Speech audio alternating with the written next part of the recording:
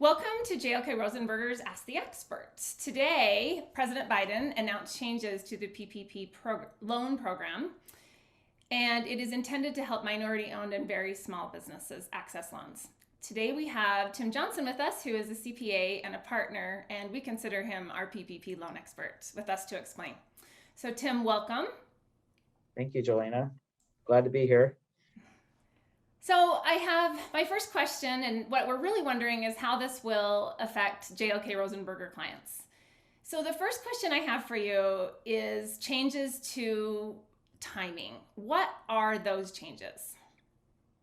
Yeah, so that's one of the major changes that the Biden administration announced this morning was that they're going to have a 2-week period starting on Wednesday, to where the SBA is only going to be processing PPP applications for small businesses, really small businesses. So we're talking under 20 employees can apply for lending through the P3 program. Now, it doesn't mean that if you're 20 or more and you're in the process, you've already submitted it. I believe that they're going to continue um, to process those loan applications. But if your bank hasn't submitted it to the SBA yet, I believe that they're going to kind of put those on hold and then get back to you after they've kind of given this 2-week priority window to the super small businesses with under 20 employees to kind of give essentially a little priority window, even though it's been open for a little bit here, but a priority window to those that are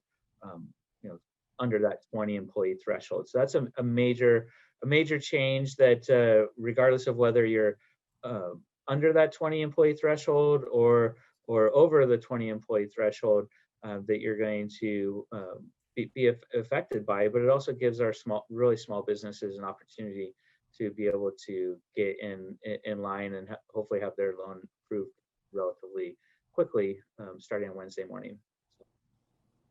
Okay. The second question I have, and I think others have as well, is are there changes to the loan amounts available? Yeah, so that was the other part of the announcement that we've been hoping for since even round one of the P3 program. Was we have a lot of clients that are sole proprietors, so think like Schedule C small businesses. A lot of them don't even have employees; it's just themselves. And so the way that you calculated the loan amount under the Paycheck Protection Program was to look at the net business income. So you think gross revenue minus all of your expenses that's reported on your tax return, Schedule C of the tax return for the most part. And you essentially are counting yourself as one employee, and that net Schedule C income is your paycheck. That's what so divide that by 12 and multiply by 2.5. And so the major change that was kind of announced this morning, and the details are still a little fuzzy on this, but for the most part, it sounds like they're going to be moving to where they're going to allow small businesses that are sole proprietors to be able to utilize gross revenue, okay, as opposed to net. And so that's a big change to where a lot of our small business sole practitioner type clients, let's say that they have $200,000 of revenue, but maybe they only have $20,000 of net business income. So that's what, after all their business expenses, maybe they purchased some equipment or what have you. And so this is going to allow them to utilize that higher threshold, that revenue number, as opposed to that lower amount, their net business income. And so, for a lot of our small business clients that are just essentially themselves with their with no employees, they're going to have a significant increase to the amount that they are eligible to apply for as a loan.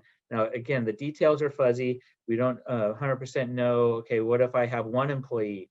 Can I, do I still use my top line revenue instead of my net? We don't know that yet, or I haven't seen anything on it yet. Or what happened? Can I?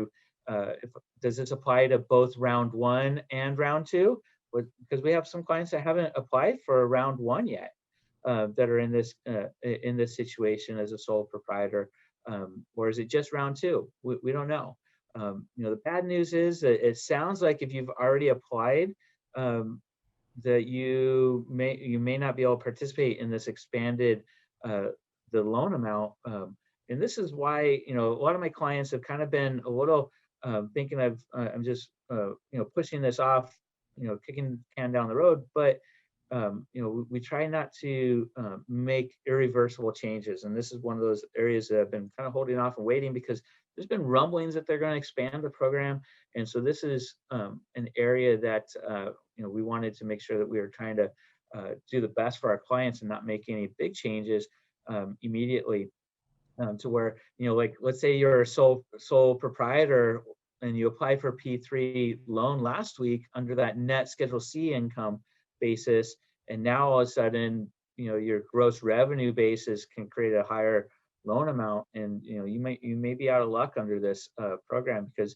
what we're hearing is that those loans that are already in the process, they're going to be under the old rules, and the ones that are not in the process yet, they're going to be under the new rules. So again, trying to find make decisions that are not going to be irreversible down the road, which means being patient sometimes.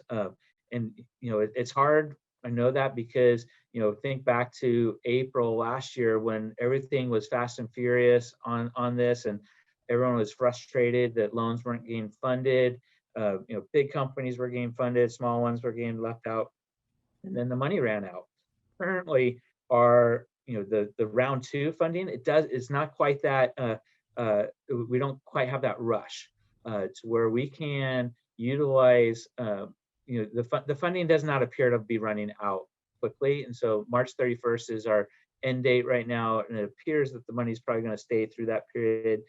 So we don't have that super rush, and so this is one of those reasons why I was kind of trying to get some clients that I felt might be in this area to be able to get some expanded funding to hold off, which I'm glad I did now.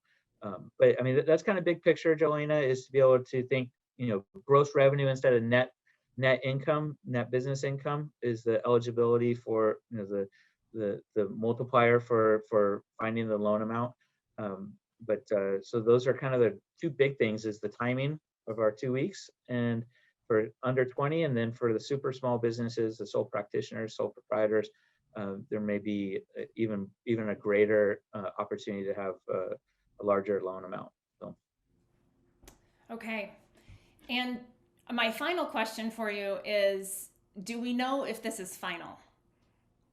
No, if PPP is never final, it feels like this is like the ever expanding program that it's everything they're trying to do fast, and so there's always new stuff coming out. We don't even know. Yes, the president announced it this morning. The White House put out a fact sheet. There's a lot of articles out there. I try to wait to make any real decisions until we do have final concrete type stuff, because it's still the administration putting forth their ideas, and then the SBA is the one that has to implement it. So no, we don't know it's final yet. Yes, there probably will be some tweaks and changes coming up, even with regards to this. These changes that were announced this morning, I do think that they'll get implemented, but again, the details are going to matter. Especially for every client, it seems like has a oh, but what about type question. My situation is this, my situation is that, and those types of things.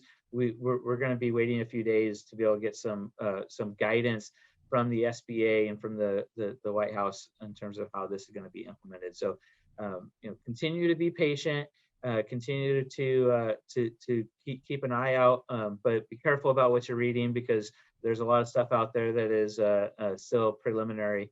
We've seen a lot of changes even so far in this program and other programs. So stay flexible and be patient. Tim, in the spirit of PPP, the never-ending changes, that wasn't my final question. What should clients do if they want to apply for the PPP? What is their next step? I would suggest getting in contact with the partner that you're working with here at the firm, and also I would say if you can get your 2020 information in to us also. I mean, we can apply for this off of your 2019. Sometimes it's more applicable and better for us to utilize your 2020 activity. And in fact, for the round two, we have to show that 25% decrease in revenue. So we're probably going to need that anyway. So finish up your accounting for 2020 and get us that information as soon as you can, and we can get rolling on this. And also contact your bank and let them know that you're going to be applying, especially if you have a personal relationship with your banker, I would say.